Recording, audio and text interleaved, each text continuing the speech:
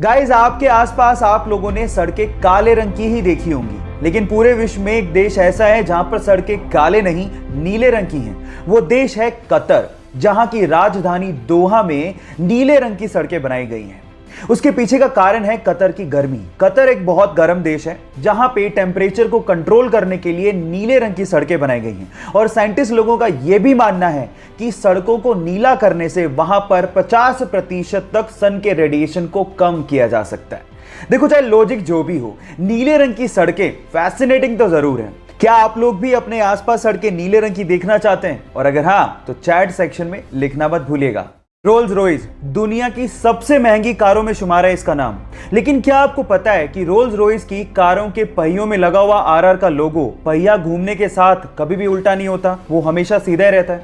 अगर आपने कभी गौर किया हो तो जितनी भी कार कंपनीज हैं वो अपने कार के पहियों के बीचों बीच कार का लोगो लगाती हैं, लेकिन जैसे ही पहिया घूमता है लोगो भी उल्टा हो जाता है। लेकिन रोल्स रॉयस की कारों में ऐसा मैकेनिज्म यूज किया गया है जिससे कार का पहिया घूमने के बावजूद भी आरआर का लोगो हमेशा सीधा ही रहता है। इससे रोल्स रॉयस कंपनी यह संदेश देना चाहती है कि कंपनी हमेशा ऊंचाइयों और सफलता की तरफ देखती है। क्या ये फैक्ट आपको इसके पहले तक पता था? और नहीं पता था तो चैट सेक्शन में लिखना मत भूलिएगा। कभी कभी बॉलीवुड के रियल हीरो बन के सामने आते हैं और जरूरतमंद लोगों की मदद करते हैं। उनमें से एक नाम है सोनू सूद का। जी हाँ गाइस, सबसे पहले सोनू सूद ने अपने मुंबई स्थित होटल को स्वास्थ्य कर्मियों को, जो कि कोरोना की ड्यूटीज में लगे हैं, उनको दे दिया। फिर उसके बाद बेसहारा और गरीब लोगों को खाना तक परोसा। और उसके बाद जब उसने देखा कि हाईवे पे बहुत सारे लोग अपने घरों की तरफ पैदल ही निकल पड़े हैं, तो उनकी मदद करने के लिए इस बंदे ने बसों को प्रोवाइड किया, वो भी अपने खर्चे पे। जी हां, और अभी तक 12,000 से ज्यादा प्रवासियों को वो अपने घरों तक पहुंचा चुके हैं। सोनू सूद की इस दरिया दिली के लिए एक लाइक तो बनता है। कोरोना के चक्कर में हम लोगों ने कुछ नया सीखा हो या ना सीखा हो, अंग्रेजी का एक नया शब्द जरूर सीखने को मिला और वो था क्वारंटाइन।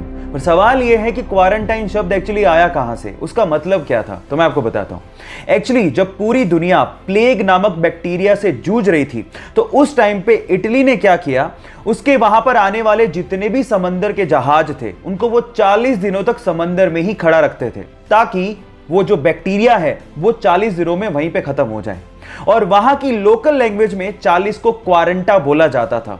वहीं से ही क्वारंटाइन शब्द को निकाला गया। क्या आपको इसके पहले तक ये बात पता थी? और नहीं पता थी तो चैट सेक्शन में लिखना मत भूलिएगा।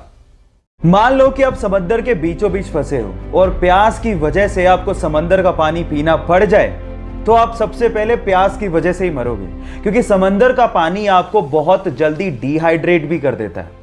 कितनी अजीब बात है कि चारों तरफ पानी है फिर भी आपकी प्यास बुझ ही नहीं सकती। पर अगर आपको जमी हुई सी वाटर की आइस मिल जाए तो उसको खाने से शायद आपकी प्यास बुझ सकती है। ऐसा इसीलिए होता है क्योंकि नमक बर्फ के क्रिस्टलाइन स्ट्रक्चर में फिट ही नहीं होता, इसीलिए बर्फ में पानी के मुकाबले मात्र 10% ही नमक रह जाता है, जिससे आपकी प्यास बुझ सकती है। यह नॉलेज आपको कैसी लगी? चैट सेक्शन में लिखना मत भूलिएगा।